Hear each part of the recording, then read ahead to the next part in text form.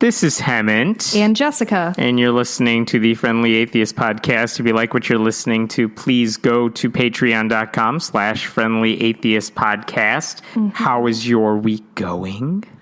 Well, Hemant, it's been a rough one. No, it's been fine. We've been watching my sister-in-law's dog, who is 16 years old, and he's about 80 pounds. And so I'm just constantly checking to make sure he's still breathing, which has been stressful. But he's a good boy. And then last night I cried because I couldn't decide what to have for dinner. So I'm ready for this pandemic to be over. Join the club. I don't even know where to begin with the Lil Nas X story, but I feel like we're legally obligated to talk about it. Yeah, absolutely. He's the best, and I love him, and I would die to protect him. Here's some background before we get into him, because part of it is he has a new song and he's promoting it. But the other part of it involves his shoes. And we actually talked about this a couple of years ago because a company called Mischief, spelled with no vowels, their entire shtick is that they create things that are designed to go viral. And then like 2 weeks later, they just move on. Like, they put out a thing. You like it? Great. 2 weeks later, we're done with it. Let's just go on. So 2 years ago, they put out Jesus shoes, which cost $3,000. They used Nike Air Max 97s and basically customized them. And the new shoes came with a steel crucifix. They said they were made of 100% frankincense wool. It included 60 cc's of holy water from the River Jordan. I don't really know if anyone tested that out, but all right. Okay. And they were inscribed with Matthew chapter 14, verse 25, which is the verse where Jesus supposedly walks on water. And it was amusing. It was funny. You can tell why it would go viral. And then they sold out, and they're like, all right, next stunt. Let's go. So last week, with the help of rapper Lil Nas X, the guy who sings Old Town Road, they released Satan shoes, which, again, same Nike shoes, modified this time with, quote, a drop of human blood, which the creator said, yeah, we just pricked ourselves. I don't really know if they did that or they just say that, but drop of human blood, pentagrams, a reference to Luke chapter 10, verse 18, which says, I saw Satan fall like lightning from heaven. The shoes are accordingly $1,018, Luke 10:18, and they were going to sell 666 of them. So that's where this is starting from. Yeah. It's been just a real joy watching the meltdowns happen. This is my Super Bowl. So the shoes themselves would have made the conservative Christian crowd, furious. But on top of that, they said we designed these with Lil Nas X, and it turned out Lil Nas X has a new song out. And if you get a chance to watch the video, it is basically, this gay rapper, which he is, basically seducing Satan, grinding on Satan, doing many things with Satan. I just want an audiobook of Hemant trying to explain this video to me. Yeah. It's got this Garden of Eden thing. He pole dances down to hell, which is the way to do it, if you're gonna. He grinds on Satan in a very, just sexual way. As if there was a non-sexual way to grind on Satan. That's a fair point, Hemant. I was just trying to gather my thoughts. Can you leave me the fuck alone? No, it's just very, very funny. It's very tongue-in-cheek.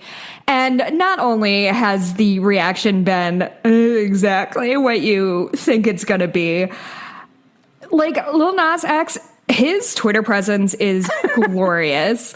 And at one point he said something to the effect of I was why is everybody so worried about Satan? I thought y'all hated that guy. Because he's just making fun of Christians who are like, what, Satan? He's like, yeah. Are you trying to boycott me? I thought you hated cancel culture. Yeah. Oh, my God, it's been good. Governor Kristi Noem, who made news this week because she's like, this infrastructure bill doesn't just do infrastructure. It does stuff like pipes and roads and shit. Like, Hemmant, you need to tell me right now, was she like pretending she didn't understand what infrastructure was to... No, she's that dumb. She can't. Yeah. She simply can't be that dumb. No, they see Sarah Palin and they're like, that's my aspiration. Like hashtag goals. Yeah. So she wrote, our kids are being told that this kind of product, referring to the shoes, is not only okay, it's exclusive. But do you know what's more exclusive? Their God-given eternal soul. Close. We're in a fight for the soul of our nation. We need to fight hard and we need to fight smart. We have to win, says the person who's losing to the pandemic. And Lil Nas X responded with, you're a whole governor and you on here tweeting about some damn shoes? Do your job. He's so good. How old is he? He's like a little baby, isn't he? I'm pretty sure he's 12. I don't actually know. When the right-wing person, Candace Owens, lashed out at him, he's like, he's only 21. 21. You know you did something. Baby. You know you did something right when she talks about it, referring to Candace Owens. Even after Greg Locke, the Christian hate preacher who we've talked about many times, he had a sermon where he's like, I'm going to quote exactly what he said, referring to the song, bunch of devil-worshipping, wicked nonsense, pentagram wearing on your tennis shoe 666. You think I'm going to stand for that? You've lost your mind. And it goes on for a while. What did Lil Nas X say to Greg Locke? I'm sampling this. Yes. Okay. I actually sent this over to Hemmant earlier this week because I don't think I've ever heard that man actually speak. I think I just have read his, you know what I mean? I just read the transcripts because I do try to avoid those sort of videos for my own mental well-being. And I sent it and it was a genuine question of, is this sped up or is this how fast he talks? Because it genuinely sounds like an auctioneer. Yeah, and he sounds like if you put like your podcast on like 1.5, that's just what it sounds. It's just sort of like disconcertingly quick. And I'm a fast talker. Ask any of my teachers or parents. They've yelled at me about it for 25 years. But this guy, yeah, he talks like an auctioneer. And I'm almost impressed that almost all the words that come out of his mouth are English or English adjacent because his mind has to be pretty quick to keep up with that running mouth. For what it's worth. Yep. Oh, I'm sorry. Nike is suing. They didn't sue over the Jesus shoes, but they're mad about the Nike shoes. Sure. Because that sort of... Because I should say, I don't know what the legal ramifications of this are. Mischief left the swoosh on there. They didn't remove that when they're customizing it. Of course... people are like, Nike supportive of this. Like, Nike has nothing to do with this. No, absolutely not. But whatever. They're suing. I don't know if they're selling the shoes or not. I know Lil Nas X was like, who wants the 666 shoe? We're doing a little contest, only to follow up with, I can't give you the shoe anymore. or something. So I don't know what's going on there. I should say, if this was a marketing stunt for his song, it worked. His song Call Me By Your Name is #1 on Spotify as we're making this. It is streaming like crazy on YouTube. So I guess thank you, conservative Christians, for exposing kids to Satan. I don't know. Apparently, he tweeted on March 30th, if Call Me By Your Name goes #1, I'm buying all my followers a 12-pack of Hanes socks. Oh, I could actually use some socks, Hemmant. There you go. This is just great. Everything about it is good and great. Mostly because he knows he's trolling everybody, and he's leaning into it, and he's not backing down because it's working as planned. Because it's not a surprise that conservatives lashed out against this, because of course they would. That's what they do, and he knew it, and he's throwing shade at them on Twitter, and like this was so easily planned from the start. I should say, like, you know what I thought of a while back? Remember when the South Park movie came out? I know they did this on their episodes, but like they had Saddam Hussein sleeping with Satan. Yeah. But it wasn't nearly as, like, that one was, I don't remember if people got as angry then, but it was like, well, obviously this is a joke. But this time they're like, no, how dare you? No, they were gyrate on mad. Satan. My entire what year did South Park start? Because I feel like my entire childhood. a sophomore in high school. That would have been like 97 or 98. Okay, yeah. So it came out when I was in junior high then, and I feel like my entire childhood was defined by adults telling me how bad South Park was. Which in hindsight, I do have thoughts on how South Park sort of made it cool to not care about anything, and anybody caring about anything, no matter what it is deeply uncool and therefore worthy of shame. So, like, I do have thoughts on maybe South Park did kind of fuck up kids in a way, but I don't think it was because they saw Satan in a bed with Saddam Hussein, or that one episode where they said shit or fuck like 60 times. Oh yeah, that was funny. That obviously didn't affect me in my fucking life. Go Lil Nas, I guess. Yeah. Go Montero. No. Honestly, it's pretty funny because I guess I'm not sure what the Christians are especially mad at, re the video, because it's not like he was grinding up on their Lord and Savior Jesus Christ. Like, I thought, like Lil Nas X himself said, like, I thought we all decided we didn't like Satan, so isn't me... I thought you decided gay people were going to hell, so... Yeah, exactly. So, like, are you mad that I'm embracing that? Are you mad that I'm not... I mean, I think it's just this guy, this basically a kid who has embraced his sexuality and uses it to make money and is rejecting the fact that, like, being gay or, like, playing with gender roles is something that's bad. I think that's what they hate about him. He's not ashamed of being gay. He's not fearful of Satan. He just jokes about it all, which is not a unique thought for so many younger people, and that frightens the hell out of conservative Christians whose entire thing is you should be ashamed, you should be scared, and everyone knows they're just full of it. Yeah.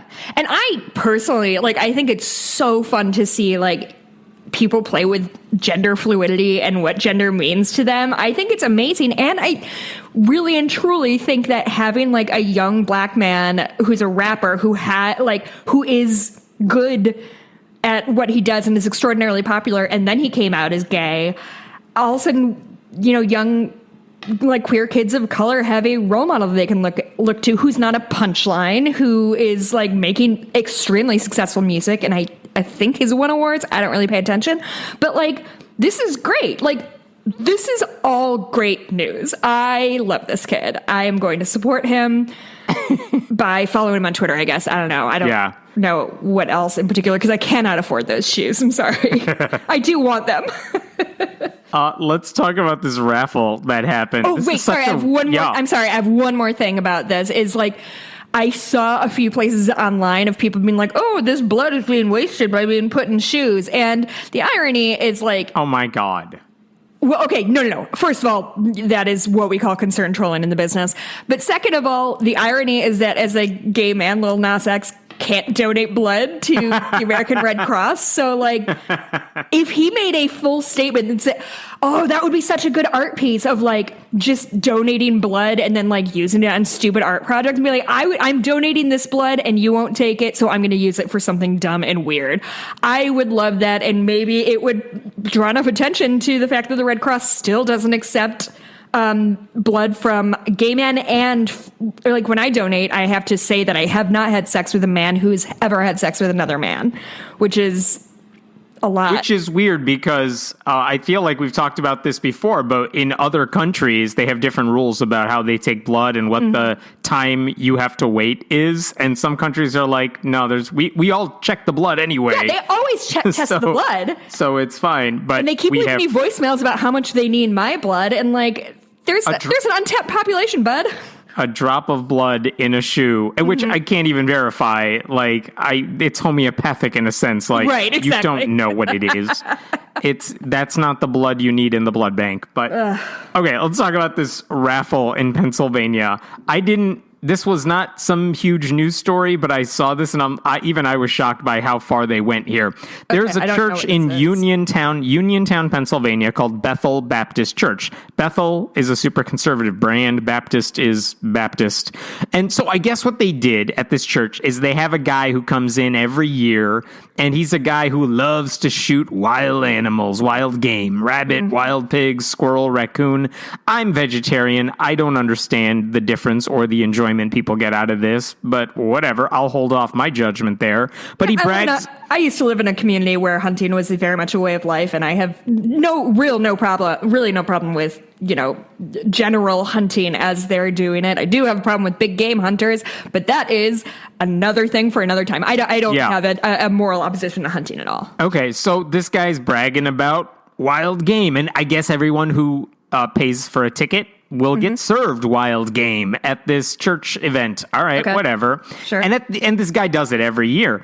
And he gives a sermon about Jesus while he's at it. I don't know what the connection is, but all right. And at the end of this night, they have a raffle where they're giving away a bunch of things. One of the items this year at the raffle was, we'll give you a $200 voucher toward a fishing trip that is scheduled for this summer in Canada, which would be led by the guest pastor, whose name is Dan Lamb. And so he's like, I'm organizing this trip. We'll give you $200 for you to come with. And I guess they shoot rabbits or whatever it is they do. Okay, fine. So there is a woman there named Emmy who has gone to this dinner for many years with her father.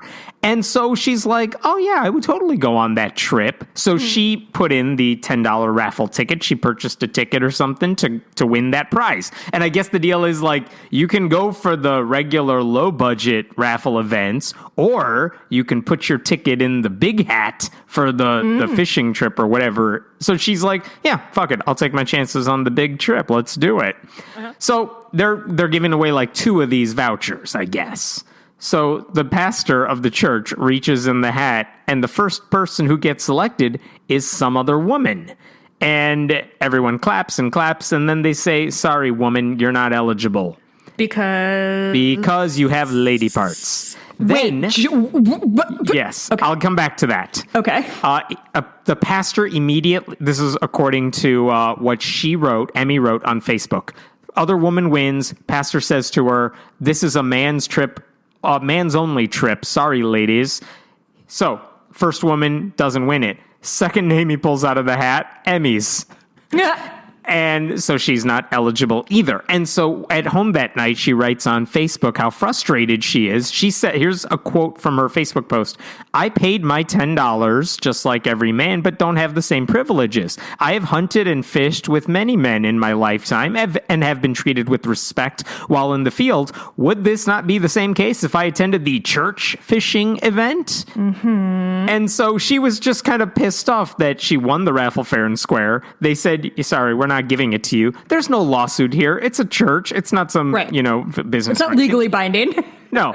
But basically, the church responded on Facebook. I think she posted this. Someone leaked it to a local news station. Did you see this woman's Facebook post? The news station's like, woman doesn't win raffle prize at church. And so the church felt obligated to respond after that initial burst of publicity. Here's what the church said in response to why ladies weren't invited to this thing. And you gotta love this.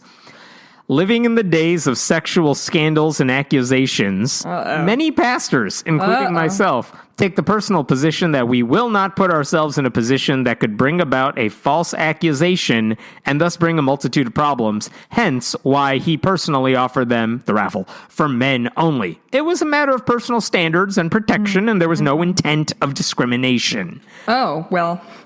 So he's citing the Billy Graham rule or the Mike Pence rule, basically saying if you're a man, do not be alone with a woman who is not your wife, because who knows what she'll accuse you of. And also, mind you, it's not a one-on-one tutoring fishing session. This is like you're on a boat with like 4 guys and apparently 1 woman, and they're all afraid she's going to accuse them of raping her or something falsely. And also, the church wants you to know, we don't discriminate. We just can't have women, doing woman things on our boat, like accusing us of sexual abuse.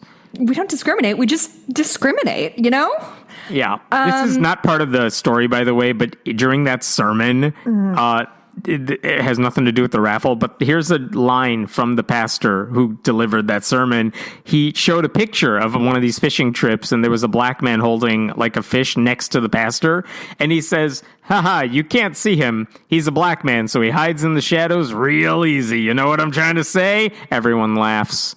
That was a real line in the sermon. Hey. Anyway, had nothing to do with the raffle, but... Are any conservatives funny? No. No. Wait, aren't they starting a new, like, Fox... Yes, they are. Greg Gutfeld is starting at 11 p.m., like, hilarious conservative talk show. Oh, my God. Can we watch it and, like, live tweet it?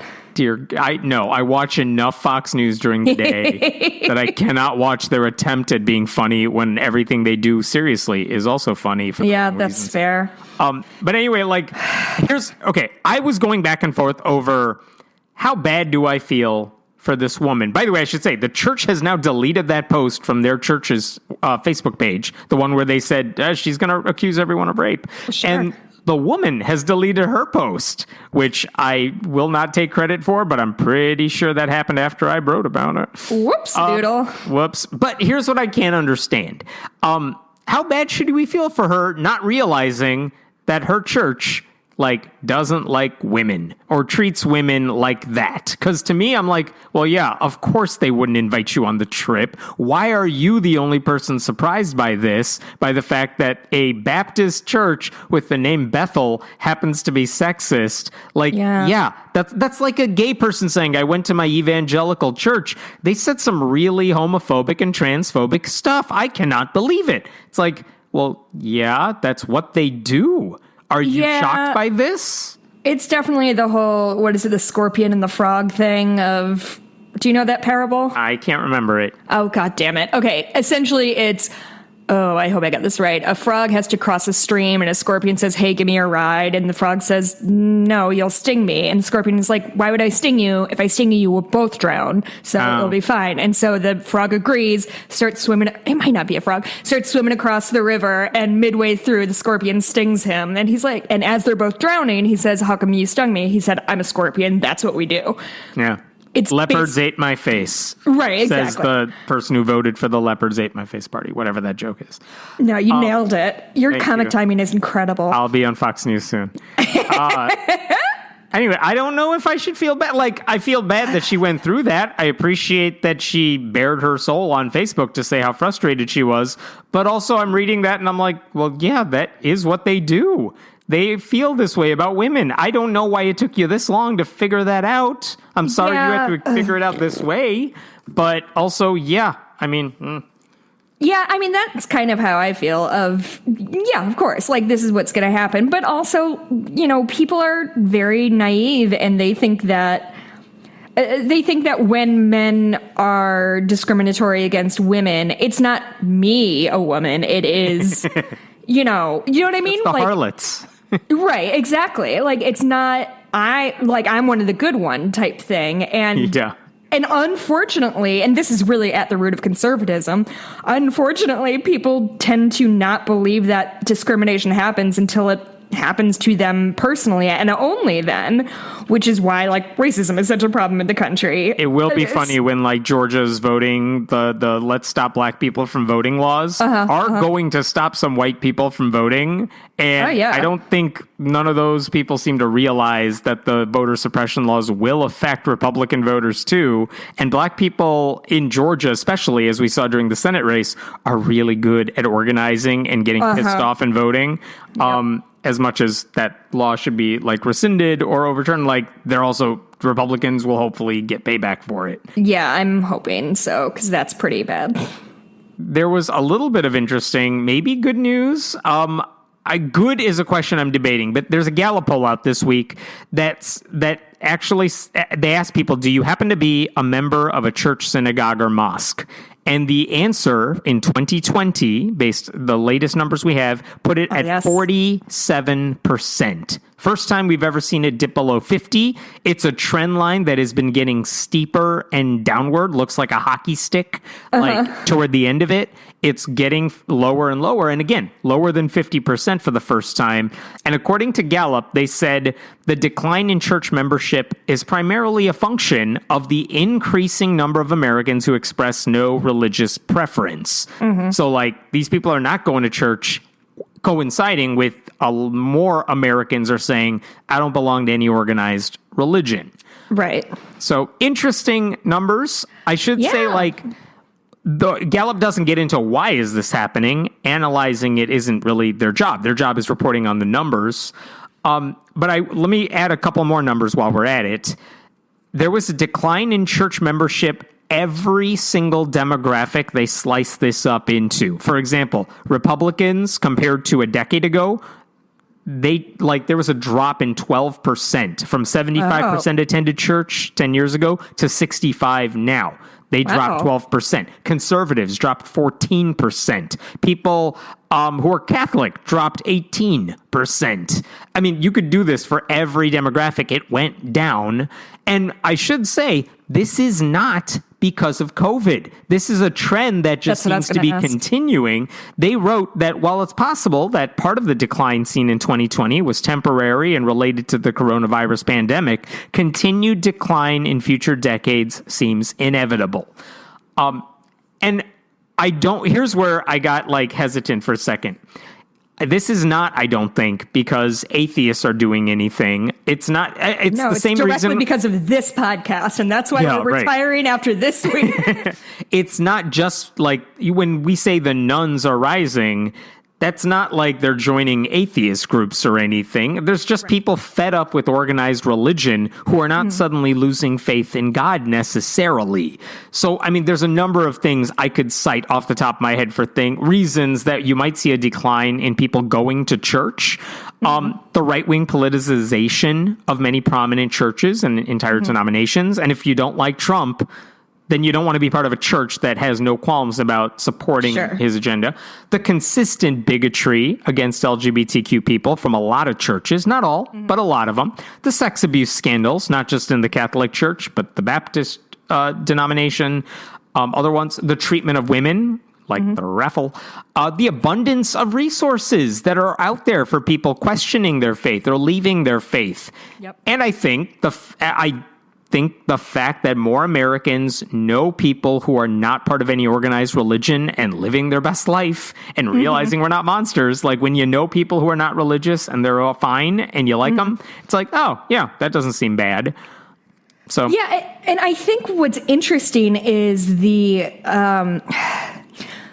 thing that a lot of people have said keeps them in the church is also, I think, reasons that church is declining. So I think a lot of it had to do with a sense of community and childcare and all that stuff.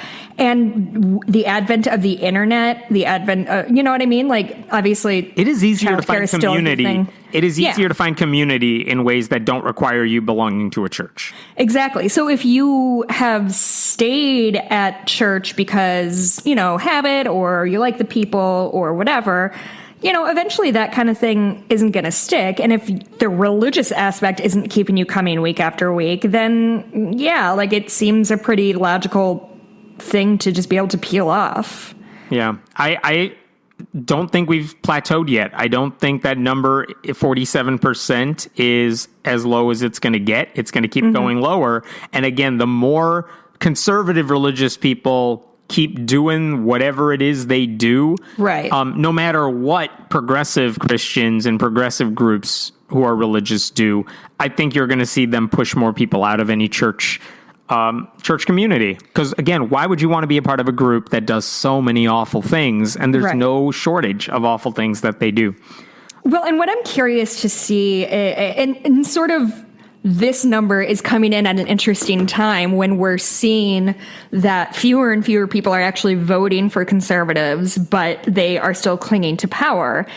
And so when we see numbers that say, the X amount of people are religious or whatever, and that's why we need to lead this country in a religious way, it's sort of harder to make that argument when fewer than half of the people in the country belong to a church, if that makes sense. So I'm very curious if this is just going to galvanize them even more and make, they must see the writing on the wall, right? Because, this is just another domino in the series of dominoes. God, that was a bad metaphor.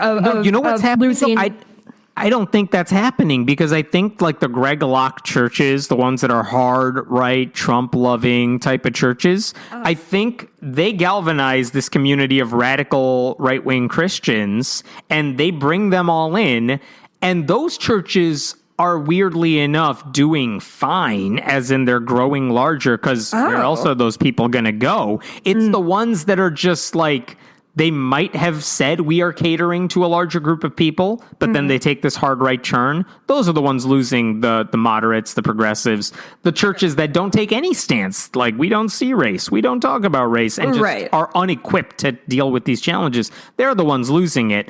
But the ones that are just hardcore, this is what we stand for, we just hate everything and we want to make the world a worse place. I mean, they're pretty blunt about what it is they stand for. Sure. Those churches are fewer in number, but growing. So I don't think they realize they're losing anybody because in their world, everything's great. That makes so I don't know. I wanted to raise this one to you especially because you like baseball like I do. Here's the setup. Pretend there was this high school phenom who was amazing and still kind of figuring out what position he ought to play because he could do anything. And your team, whatever it is, wants to draft him. But here's the catch. You could see the writing on the wall. He's going to be really good in a few years. He refuses to play on Friday night or Saturday afternoon, which there are games scheduled for those days. What do you do with that talent? Do you say, there will be other players who are good and available to us at all times? He's not a pitcher, by the way. This is a position player. Okay. But what do you do with him? Do you say, I'm not going to waste my time on a player who's not even available to me 2 days a week? Or do you say, when we can have him, he's going to be worth it? That's the situation. Okay. I don't know if you have immediate thoughts on that. I'll fill in the blanks in a second. I almost always have immediate thoughts on everything. Okay, so a couple of things. So if people don't follow baseball or whatever, it's important to understand that baseball games happen basically 6 days a week, and I think usually they have 1 day off, but there's a floating day. So it's not like football that's always played on Sundays or Monday nights or whatever. It's a game that is played every day of the week. So I think that's important to note. This isn't like a weekly game.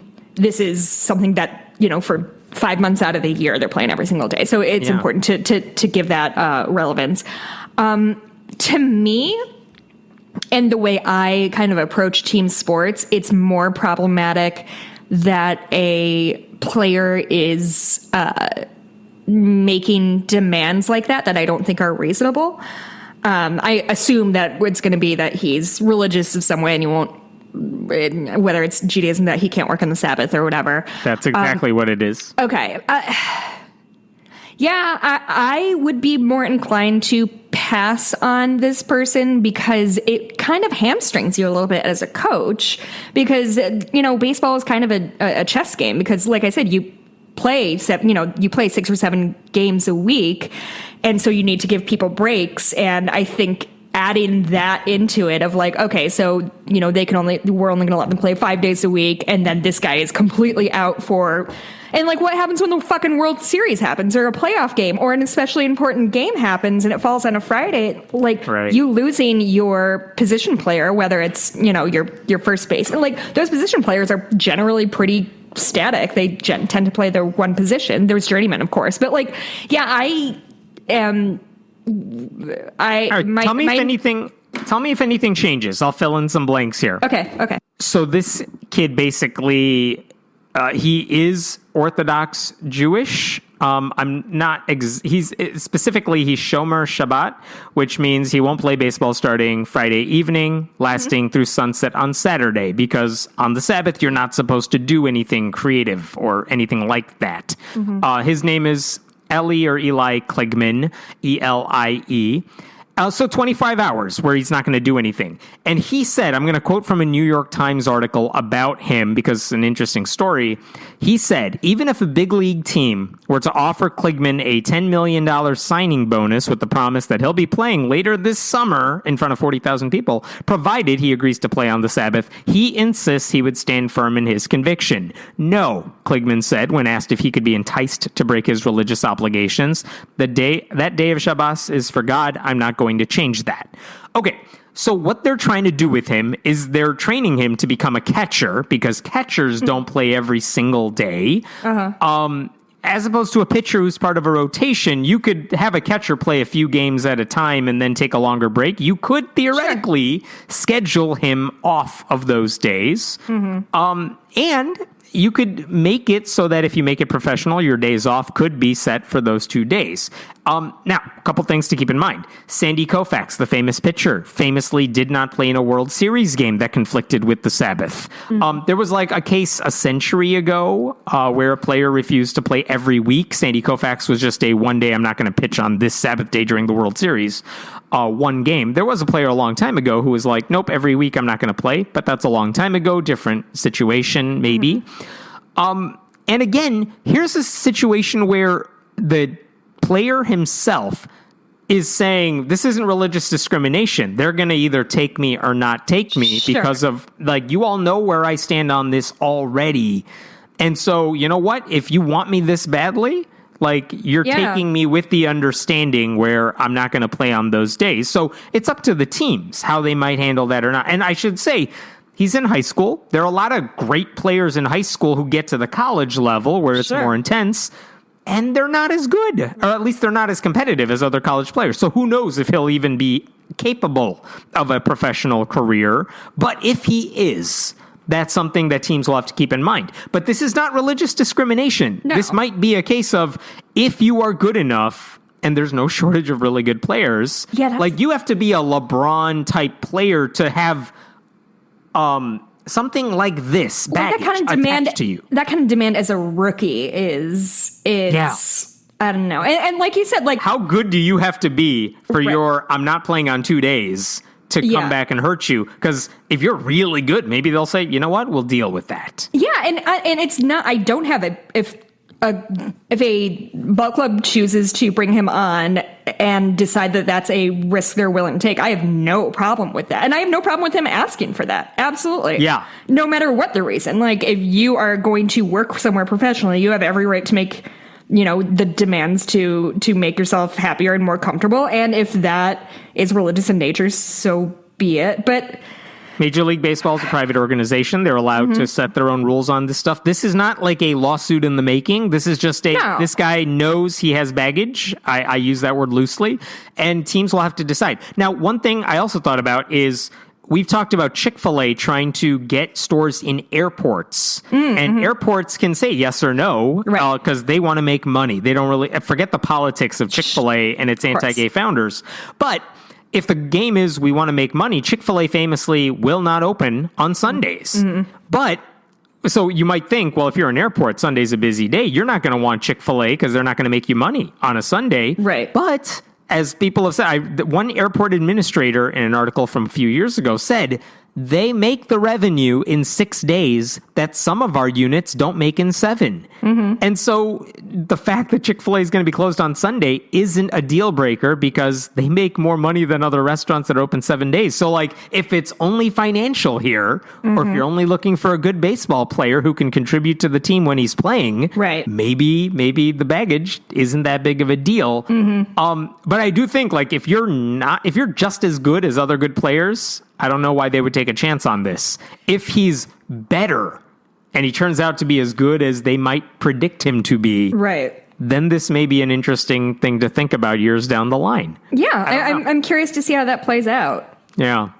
Interesting article, interesting discussion. Yeah, I'm actually surprised that doesn't come up more frequently, actually. Yeah. There's not a ton of, like, openly, like, Orthodox Jewish players who are deeply, devoutly religious who might even have that problem.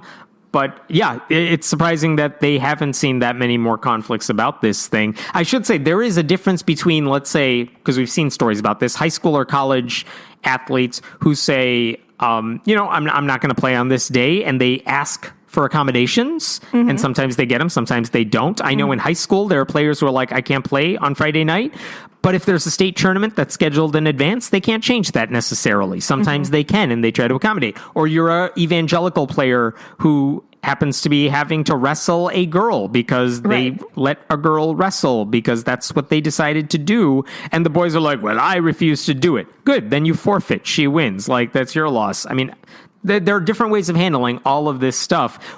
He's not asking, Kligman in this case, is not asking for special treatment. He's just saying, take me as I am or don't. I mean, if I'm not good enough, it won't matter anyway. So yeah, and I, respect that he sticks to his convictions, right? Like, I think, it's a very interesting story. It almost feels like one of those like, what's the train track question or whatever? Like the trolley problem. The trolley problem. Thank you.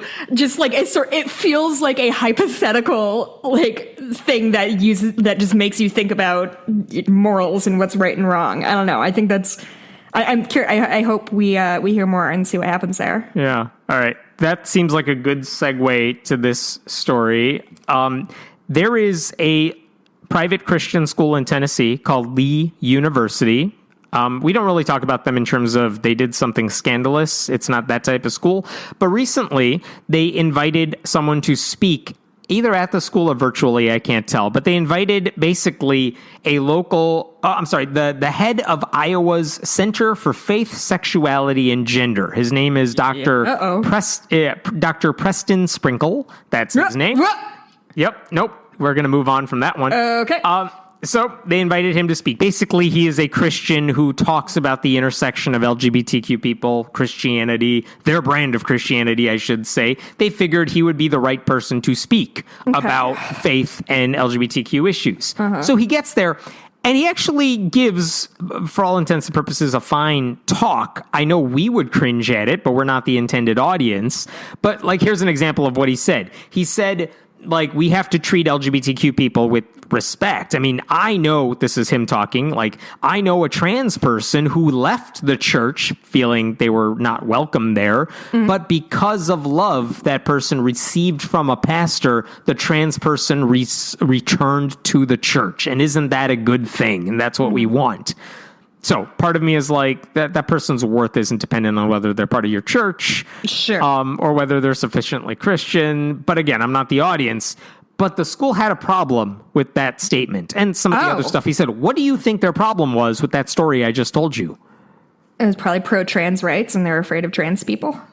Close. Yeah, I think the fact that he basically alluded to a trans person without saying there's something wrong with being trans. Right. That was their problem with it. Okay.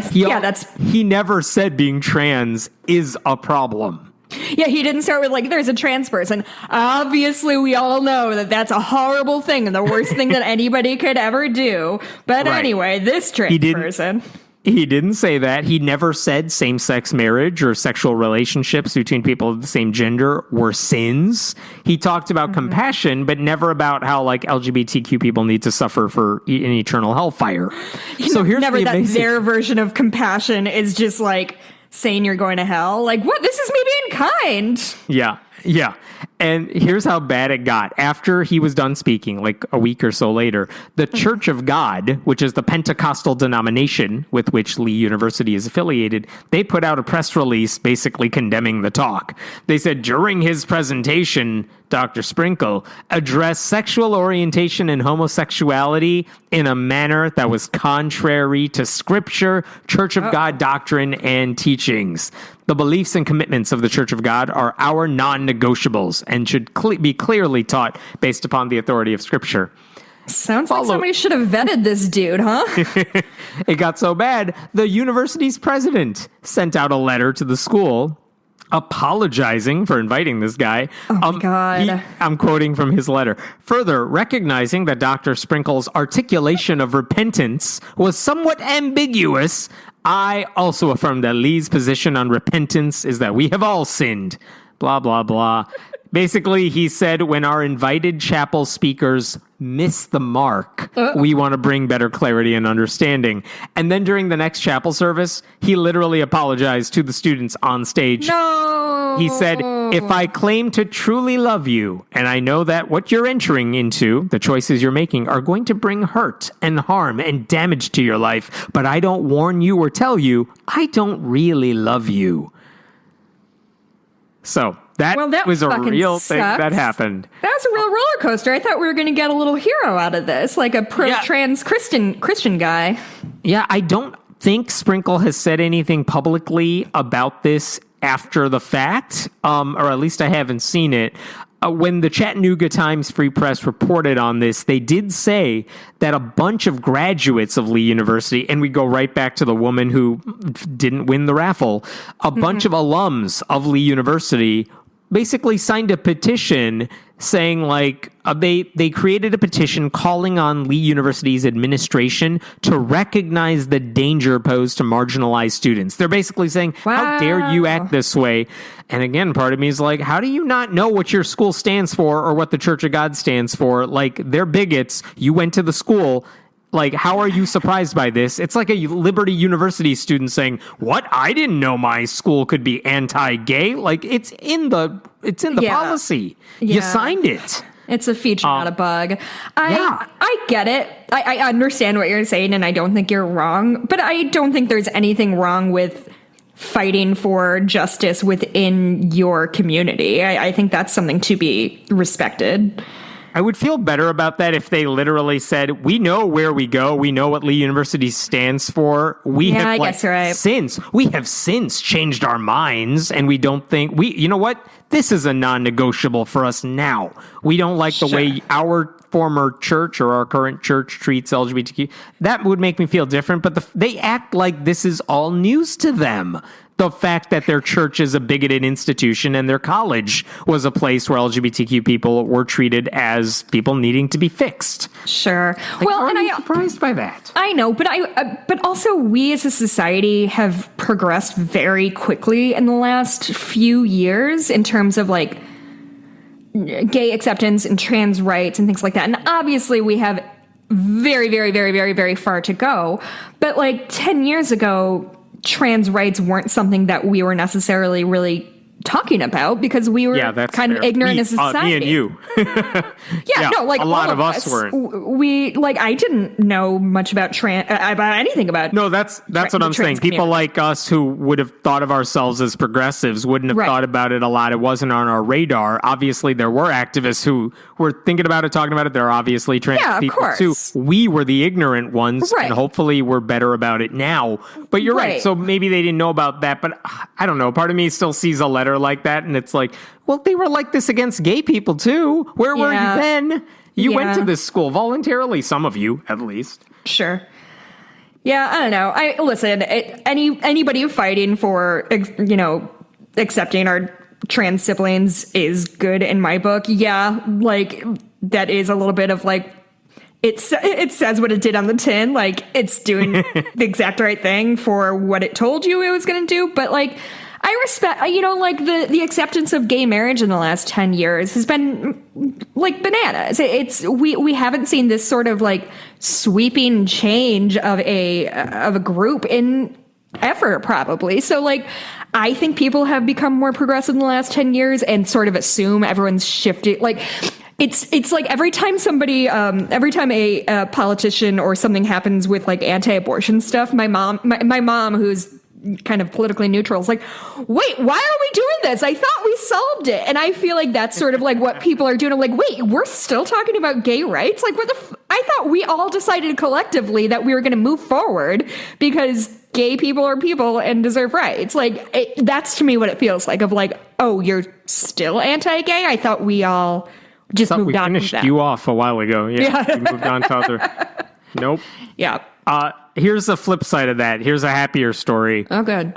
We've talked before about this right-wing pastor named Rick Joyner. He's the head of a place called Morning Star Ministries. He's one of those radical right-wing Christians. He said Christians need to prepare for a civil war. Yep. He said racism was nearly defeated until Barack Obama was elected. Then it made everything worse. You hate to see it. Yeah, he said natural disasters occurred because Americans kicked God out of schools. He's one of those types. Mm-hmm. Last week in the New York Times, Nicholas Kristof, the op-ed columnist, he spoke with Rick Joyner's 5 adult children, and I did not know this about Rick Joyner. All 5 of his kids deplore his politics, and none of them identify as evangelical. Really? Yeah. And they're all our age, like late 30s, mid 30s, give or take. But one of them, Anna Jane Joyner, said he talks about Democrats being evil, forgetting that all 5 of his kids vote Democratic. Oh, wow. Who is he? She added, who is he asking his followers to take up arms against? Liberal activists? That's me. Oh my God.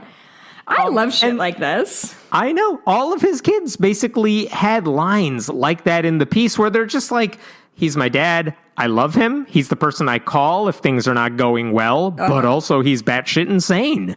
And we don't stand for his radical Christianity. And again, they're adults. He can't really do anything about it. They have their own lives at this point. Right. Some of them see it as their duty to try to help him, but it's not really going to change. So you can't hold it against them for not being able to change his mind. They're trying.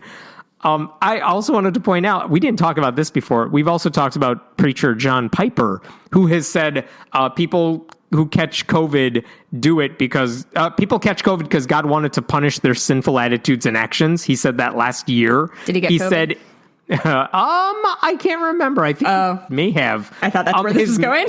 His ministry has said God can cure any mental health problems. Like, they say a lot of problematic stuff. Well, John Piper has a son named Abraham Piper, who has a lot of followers on TikTok, and he's super critical of his father's Christianity. Oh, I think I've seen this guy. Does he have like longish hair and he walks outside?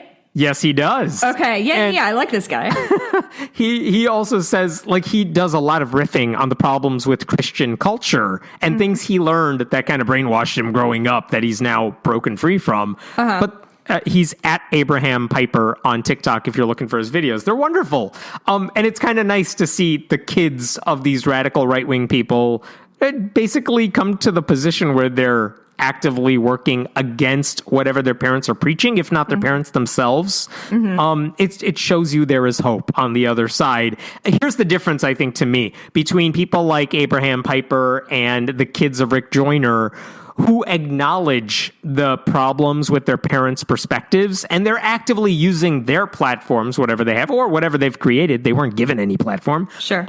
To speak out against what their parents do, versus those students, the alums of like Lee University, who like, I don't see them actively saying, no, the problems with our faith are wrong. The teachings were wrong. They're like, no, you've just taken this issue too far, and we want you to pull back a little bit. Right. I don't know. That to me, I don't think those alums are going hard enough, whereas these preachers' kids are like, no, I know what they did to me. I know the problems my dad caused, and they're doing that. I should say Nicholas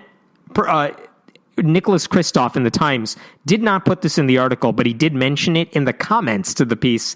He said, Anna Jane Joyner told me something that I wanted to include, but just ran out of space. She said that she hears urban liberals say, we just need to have coffee with Trump voters and we can win them over.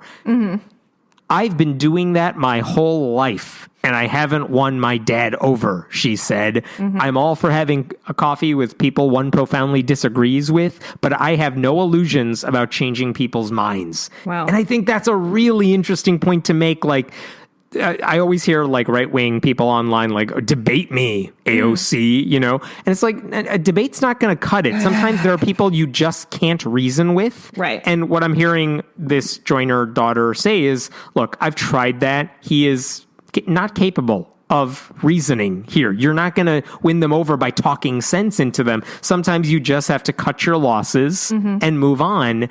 And I think that's a valid point. I feel like that's a direction I've gone to, where I'm not wasting my time debating religion with religious people. I'm not trying to talk people out of their faith. If they come to me and they want to talk about, not debate, but they want to talk about it, all right, that's a different story. But like, I actively don't enjoy or seek out those conversations because like, I don't have any evidence that certain people are reasonable. Right. It's also the same. I know we've done in the past on this podcast even where we've invited people, we've interviewed people, spoken to them, people who we strongly disagree with. And one of the reasons I think I've personally cut back on that and don't find as much joy in it is if I don't think there are people capable of changing their minds, I don't really want to waste anyone's time. I don't want to waste my own time talking to them. Right. So, yeah, I agree with you. I'm sort of, I don't know. Like, I obviously love a good debate and I like to yell at people, but if you, it's generally not worth it. And the thing is, like, most people find it very distressing and stressful. So like, it's definitely not worth it if you don't enjoy this kind of debate. I don't know. And which reminds me, by the way, thank you. We got really nice feedback about my interview with my dad, which was partially a little bit of this, of, is there anything you can say to a Republican, a Trump supporter, et cetera, that might help them see the light? And what my dad said and what I agree with is, no, probably not. Right. Which is just stressing, but like, it's kind of better off like, okay, this is the way this person is. Now I decide what to do with that information, right? I've heard people say this about Biden's infrastructure bill, which is Mitch McConnell said this week, oh, what, $2 trillion? We are not negotiating on this. That is too high, whatever. And the reaction is, good. I'm glad you said that. It means we Democrats don't have to waste their time trying to water down this bill to get Republican votes that are never going to come. Mm-hmm. Like, go deal with Joe Manchin. And that we don't need anymore. Yeah. Yeah. Go deal with Joe Manchin and make sure he's on board. But otherwise, good. Don't waste your time with them. They're incapable of handling this. Right. So just don't waste your time trying to be bipartisan. That is not a virtue. Right. And I like that Joe Biden understands that. Mm-hmm. It seems like it more so than a lot of stuff I've seen Democrats do in the past. He went through all of it with Obama, too, of just... Yeah, you try to be bipartisan, they're not going to come along for the ride. They're just trying to stop you. Yeah, they're not saying, oh, we're not going to sign this because of we genuinely don't believe it's a good bill. They're not going to sign it to try to fuck you over. And like, that's not a way to govern a country. When they was it Mitch McConnell who said that his goal was to make Obama a one-term president? Yeah. Like, yeah, you said the quiet part out loud. And so now we know that you are not arguing in good faith. You are arguing to be an obstructionist. And even with someone like Susan Collins for the COVID relief bill, who actively said, let's basically cut this down to a third of what you want. And they basically said, no, we're not negotiating that way. Mm-hmm. And they cut her out of the bill, basically. Yep. And she had no say in it. And we're all better off when you just ignore everything Susan Collins says. Yeah, that's a good rule of thumb for life. Same with religion. Yes. I had... yeah, go ahead.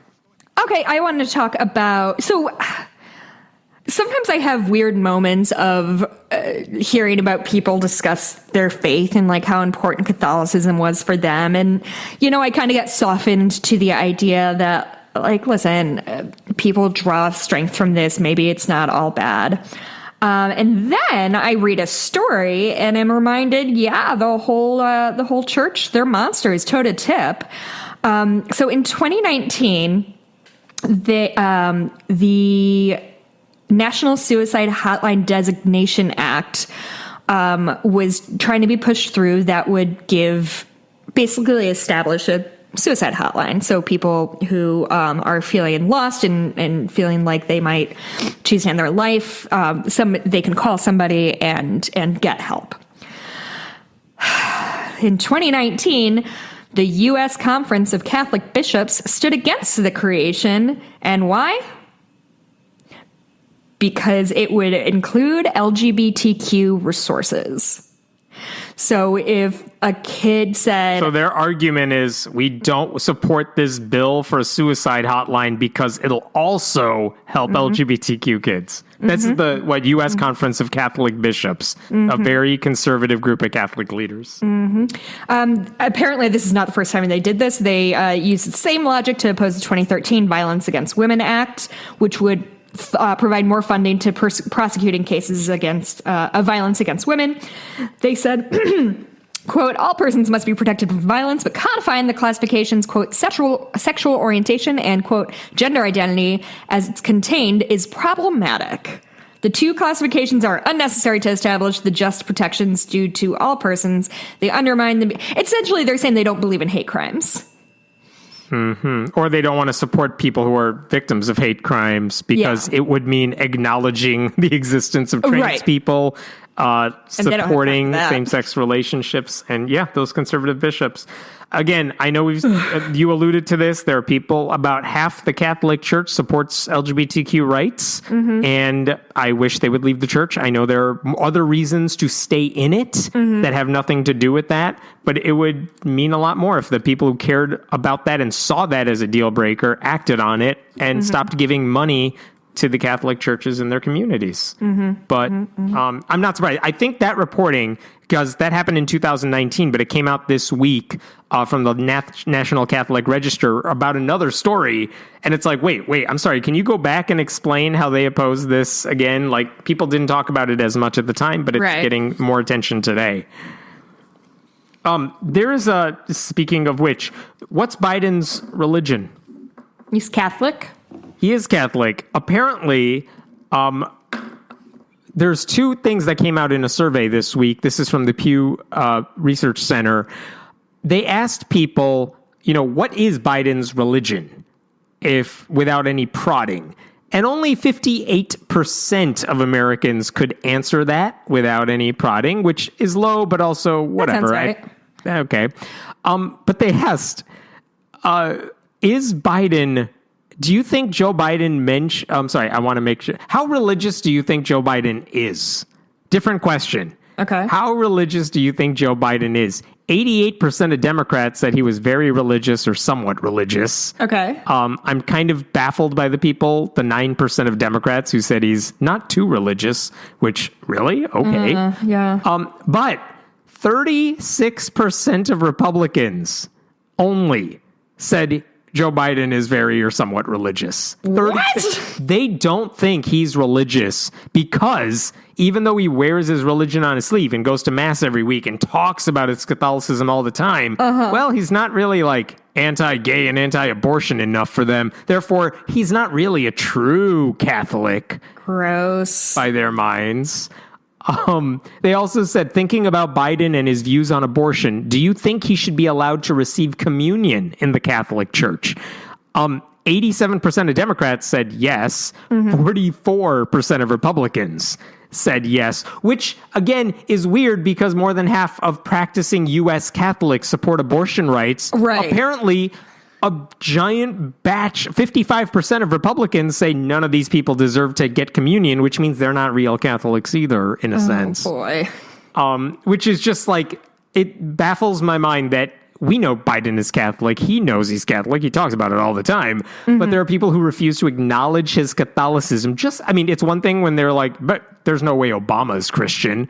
Like, they did that to him too. And now they're doing it to the white guy because he's not the right brand of hateful Catholic. And let's not forget who the last guy was, Right. But Trump is totally Christian. Yeah. Maybe the funniest thing about the survey, as far as you know, what is Kamala Harris's religion? I actually don't know. Presbyterian. That would go under Protestant, and you would have been right. Fuck yeah. But she's Baptist. Oh. So whatever. What's amazing, 65% said not sure, and only 12% actually said Protestant, which is the right answer. 88% didn't give the right answer, or they said they're not sure, which nobody knows what Kamala Harris is. Yeah, honestly, I'm happy with that kind of thing. I don't need to know the religion of the people who represent me unless that religion is getting in the way of them, letting me exist. Yeah. I got one last story for you on my end here, which I wanted to talk about, which involves a Boy Scout in Colorado. He's 16. His name is Michael. Forget his last name. It's all right. Doesn't matter. He's 16. He's a Boy Scout. He wants to become an Eagle Scout. And part of that involves doing a project, kind of like a doctoral thesis, but the Boy Scout version of it. Okay. And so what he did is he said, I want to create a monument in a local cemetery to honor veterans. A very Boy Scoutish type of thing to do. He actually got local donors to donate $50,000 to creating a real big monument. So, good for him. I'm sure that'll work. Yeah. He even got the city to help him out to modify the space in the local cemetery. Like the city's resources, they removed grass. They dug up the dirt in that area so he could get the monument built in that space. So, as far as the Boy Scouts are concerned, that's a pretty righteous thing to do. That's great. All right. Here's where it gets problematic. Oh, God. Here's what the etching says on the memorial. Only two defining forces, this is a quotation, I'm not sure where it's coming from, but this is in quotation marks. Only two defining forces have ever offered to die for you, Jesus Christ and the American soldier. One died for your soul, the other died for your freedom. brother. So it's a Christian memorial. Like, I guess that's a signal to Jewish soldiers. You don't count. Atheists, you don't count either. Okay. And then a separate problem with it is that above the gravestone markings, there are the symbols, the official logos of the 6 U.S. Armed Forces branches. Like, here's the Army logo, whatever. But the Army has a rule. They say you cannot use Army logos, military logos, I should say, in, what's the exact wording here? You cannot use it to promote religion in any way. I'm paraphrasing that, but that is basically here it is. The chances that the Department of Defense will approve a request to use their logos are essentially zero, because the regulations make it clear that the use of its military branch logos cannot be used to further any partisan, religious, or political objectives, which is a good rule, and also this is a violation of that. But so there's 2 issues here. Why is the city helping this guy create a Christian memorial? That shouldn't happen. And so the Military Religious Freedom Foundation, this is run by Mikey Weinstein, they sent a letter to the city warning them of these issues, and saying, like, you need to not do this, or you need to take it back, or you need to change the memorial, or move it to a church property, a private property, whatever. And also the military symbols. And the city basically wrote back and said, now we're good. I'm paraphrasing. They're like, we're not changing it. Everything's fine there. And so I don't know what's going to happen here. The city is ironically called Monument, Colorado. It's a religious area. They've basically gotten the help of the right-wing legal group First Liberty, which these are not lawyers who are good at church-state separation issues. Right. And they're in a couple different legal jams here. I don't know how this is going to play out. I don't want to blame this on the kid. But, like, whatever, he's 16. He should have known better. He didn't. But the city definitely should have known better, because they're going to get this on 2 fronts now, with a church-state separation issue and the use of the military logo issues. And again, you could have easily built this monument on church property. I'm sure churches would have gone along with it. You could have done it on your own somewhere else. You didn't. You got the city's help to do it on a public cemetery. Oh, I'm sorry. I forgot the best part. That's what I was looking for. Okay. You know what the city did to get around the church-state separation issue? Oh, Jesus. According to First Liberty, which wrote back and said there's no issue anymore, they said they have sold the little tract of land. The city sold that little bit of property to the family of the boy. Just that little tiny bit, so it's actually private property now. It's not. And so Military Religious Freedom Foundation wrote back, and they said, well, we have some questions then. What was the price of the land? Was it fair market value? Who will be maintaining that now private Christian proselytizing Veterans Memorial and its surrounding grounds? What clearly observable measures will the town of Monument be immediately employing to ensure that visitors to the cemetery will have clarity that that is a private monument and not a public one? And also, you still have the problem with the military logos. Yeah, it didn't solve that. Yeah. So this is what happens with First Liberty's involvement. Because again, when you they're not paying for the help, like First Liberty is going to fundraise off of it, but they're not paying for the help. But First Liberty doesn't understand these legal issues. So when you have these people right back saying, don't worry, they just sold it, it's private property now, that actually opens the door to more legal problems. Right. And so that's what's happening with the cemetery. That does feel like maybe if we do this stupid thing, they'll just leave us alone. Yeah. And again, if they're selling off tracts of land in that cemetery, I know some Satanists who would have no problem raising money for a similar cause. Yeah. I will pitch in for that effort. Absolutely. I'm done. Okay. By the way, as we are recording this, the Major League Baseball has announced that the All-Star game will not be played in Atlanta because of the racists there. Yay! Are you watching Cubs games, and how are you doing it? Because we can't get marquee. Oh, really? Opening day was yesterday. It was on in the background. Was I watching it? That is debatable. It was on. But you can watch it. I can watch it. I just wasn't really into it. Yeah, no, we're not thrilled in this household because we can't seem to get marquee. And so the Cubs used to be broadcast on WGN, which is why there's such a huge Cubs following around the country is that they were broadcast on WGN, which played all over the place. And now we can't fucking find it anywhere. So apparently they reached it, like, because they tried to do their own, like, the marquee network is trying to be the Cubs network, and they're just screwing the pooch so fucking hard. It's very frustrating. That is annoying. Yeah, I just have one more story about in Oklahoma. There's a school called the Frederick Public Schools, and a parent is demanding action because her daughter's teacher allegedly used a classroom to call transgender and gay lifestyles sinful. Oh, come on. Yeah. So this woman's name is Dawn Snodgrass. She said her daughter called her. Everybody was super upset. The teacher said it's sinful to be trans and change your body. It was very infuriating, quote, because I have a lot of friends that are LGBTQ and then I am. So this 12-year-old girl identifies as pansexual.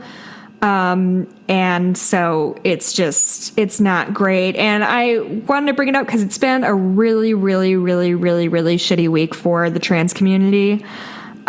Just law after law after law after law is being thrown up there to try to just basically make their bodies illegal.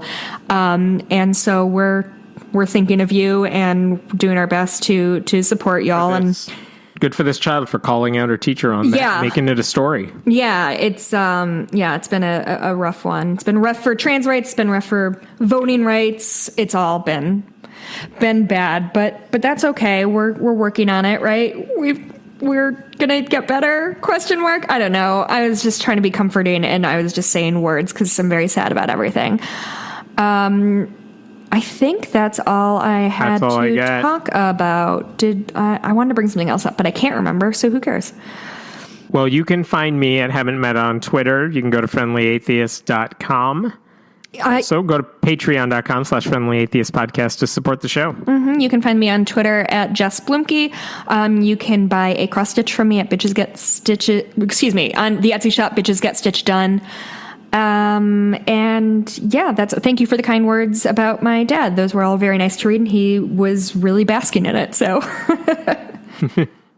that's awesome. Well, we'll see you all next week. Thank you for listening. All right. Bye.